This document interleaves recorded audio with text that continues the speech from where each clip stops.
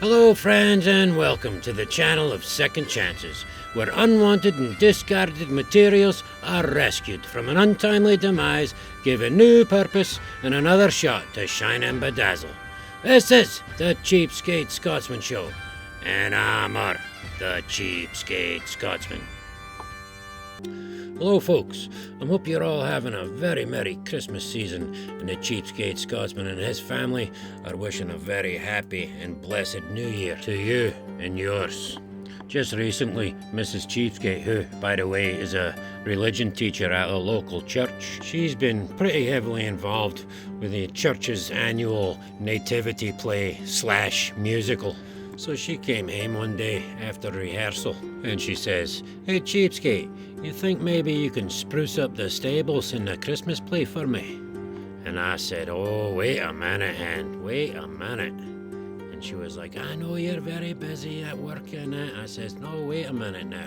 Are you telling me that the Cheapskate Scotsman has been chosen to renovate and prepare the stables for Mary and Joseph's arrival from Nazareth?"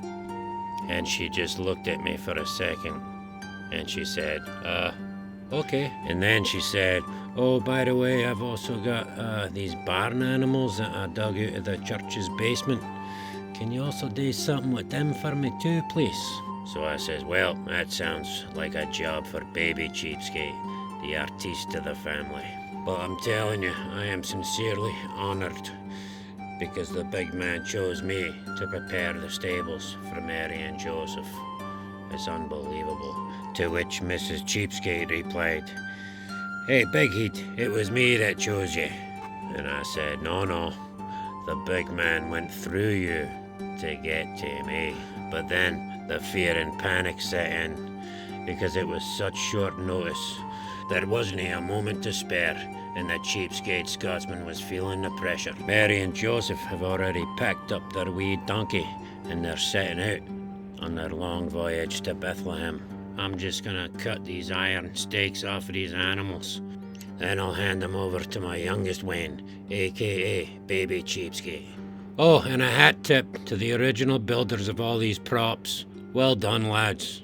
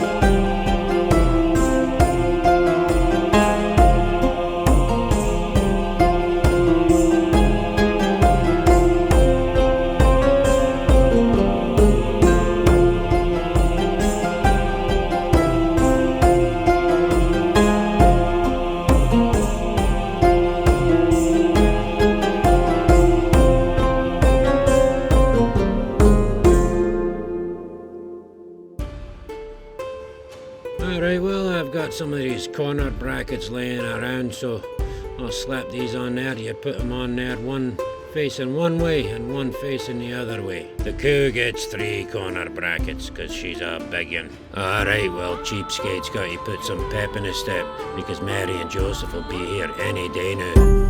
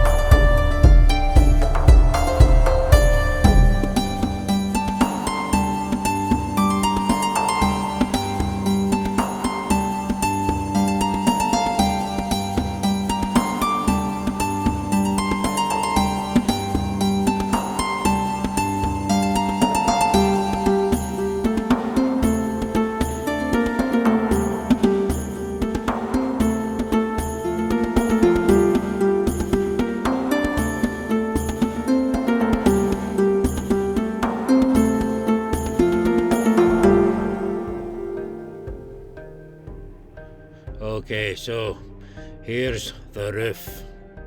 This big, ugly pile of empty wire casings.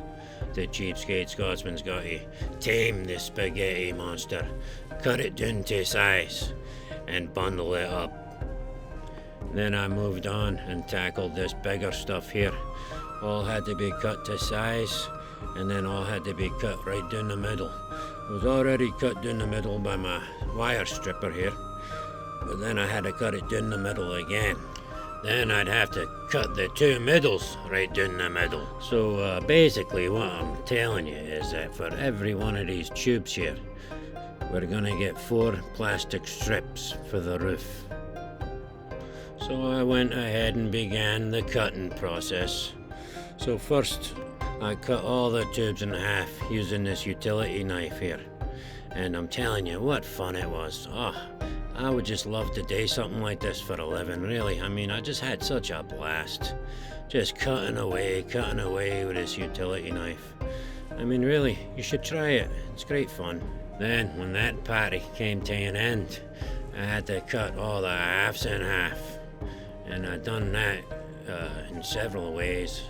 Well, actually in 2 ways. I tried my tile saw for a wee while, and that worked pretty good, but it was slow going. So then I figured, let me try my jigsaw, and that was the key right there, mate.